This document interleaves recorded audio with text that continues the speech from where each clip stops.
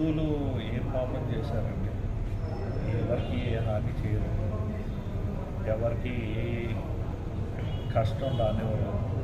అలాంటి వాళ్ళ మీద ఇలా చేసి ఏం సాధిస్తారో నాకైతే తెలియటం లేదు. అటువైపేమో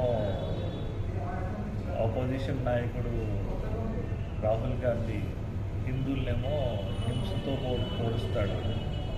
కానీ అసలైన హింసకులు ఎవరు అనేది ఇప్పుడు మనకి బంగ్లాదేశ్లో క్లియర్గా స్పష్టంగా తెలుస్తుంది.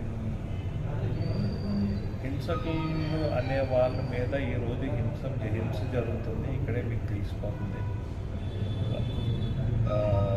రాహుల్ గాంధీ ఏ వైపు ఉన్నారు